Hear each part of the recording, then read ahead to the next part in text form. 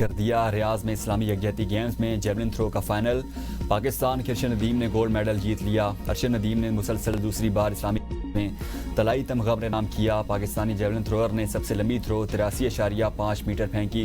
अरशद नदीम पहली थ्रो में 75.44 मीटर, दूसरी थ्रो में 83.5 मीटर, जबकि तीसरी थ्रो में 82.48 मीटर तक नेज़ा फेंक कर पहले नंबर पर बरकरार रखे। उन्होंने चौथी थ्रो 77.6 मीटर रिकॉर्ड की। इसी इवेंट में पाकिस्तान के मोहम्मद यासिर ने भी शानदार परफॉर्मेंस दिखाते हुए सिल्वर मेडल अपने नाम किया। चेयरमैन पीसीबी मोहसिन नकवी की अरशद नदीम को इस्लामी यकजहती गेम्स में गोल्ड मेडल जीतने पर मुबारकबाद। कहा, अरशद नदीम की जीत पर उनके कोच और फैमिली को भी मुबारकबाद पेश करता हूँ। अरशद नदीम ने आज फिर हर पाकिस्तानी का सर फ़ख्र से बुलंद कर दिया। अरशद नदीम की जीत अमन से मोहब्बत करने वाले हर पाकिस्तानी की फतह है। पूरी कौम को पाकिस्तान के बासलाहियत सपूत पर नाज है। आज़ाद कश्मीर के बाद बलूचिस्तान में भी तब्दीली की बाज़गश्त। बैड गवर्नर ने वज़ीर-ए-आला सरफराज भुगटी के लिए खतरे की घंटी बजा दी। नून लीगी सेनेटर मीर दोस्तान खान डोमकी ने दावा किया है बलूचिस्तान का वज़ीर-ए-आला जल्द तब्दील होगा।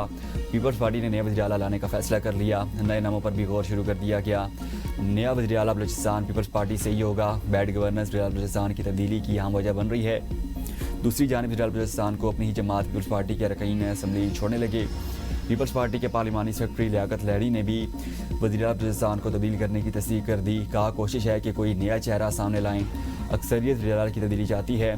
पीपल्स पार्टी बलूचिस्तान के पार्लिमानी लीडर मीर सादिक उमरानी का कहना है, तब्दीली से मुताल्लिक़ क्या सराइयाँ बेबुनियाद हैं। सरफराज भुगटी को तमाम इत्तेहादी जमातों का मुकम्मल एतमाद और हिमायत हासिल है। वफाकी वज़ीर अहसन इकबाल का कहना है, बलूचिस्तान में शराकत इक़्तिदार के फार्मूले पर इत्तेफाक हुआ था। अगले 2.5 साल के लिए नून लीग का वज़ीर-ए-आला बलूचिस्तान नामज़द होना चाहिए।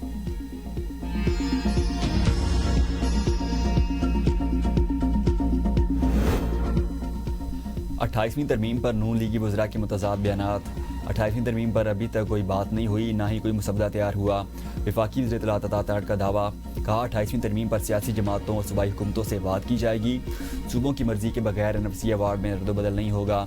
18वीं तरमीम को रोल बैक नहीं किया जाएगा। नई सूबों के क़याम के बारे में अभी कुछ कहना कबल अज़ वक्त है। बहस चल रही थी कि जिस सूबे की ज़्यादा आबादी है उसको ज़्यादा शेयर मिले। आबादी के तनासब से फ़ंड मिलेंगे तो आबादी बढ़ती रहेगी। वज़ीर मुमलिकत कानून बैरिस्टर अकील का कहना है, 28वीं तरमीम पर काम शुरू कर दिया। 27वीं तरमीम के वक्त MQM ने कुछ तजावीज़ रखी थी। MQM को यकीन दहानी कराई थी कि 28वीं तरमीम में तजावीज़ पर अमल किया जाएगा। बल्दियाती कानून से मुताल्लिक़ MQM की तजावीज़ को 28वीं तरमीम में शामिल किया जाएगा। बल्दियाती कानून से मुताल्लिक़ कई मसाइल हैं जिन पर बात होना ज़रूरी है।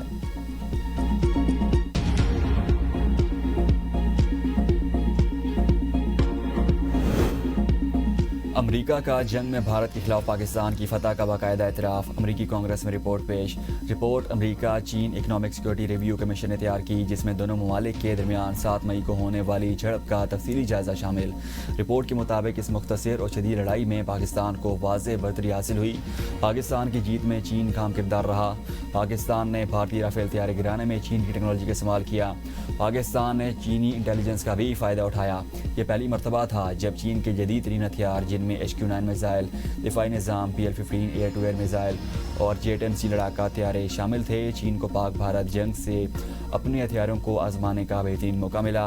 भारत ने एतराफ़ किया, पाकिस्तान ने 109 मिलिट्री अहदाफ को निशाना बनाया।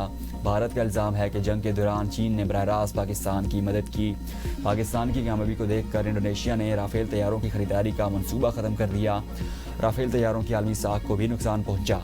चीन ने जून 2025 में पाकिस्तान को J-35 लड़ाका तैयारों, KJ-500 एयरक्राफ्ट और बैलिस्टिक मिसाइल दिफाई निज़ाम की फ़रोख्त की मंजूरी दी।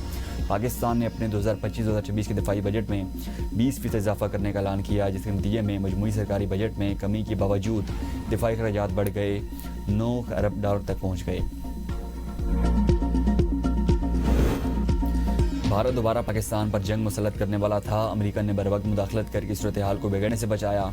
अमेरिकी सदर डोनाल्ड ट्रंप का दावा। सऊदी वली अहद के साथ व्हाइट हाउस में गुफ्तगू में सदर ट्रंप ने कहा, दुनिया में 8 बड़ी जंगें रुकवाई जिस पर उन्हें फ़ख्र है। पाकिस्तान और भारत के दरमियान एक जंग रुकवाई और वो जंग भी रोक दी जो दोबारा शुरू होने वाली थी।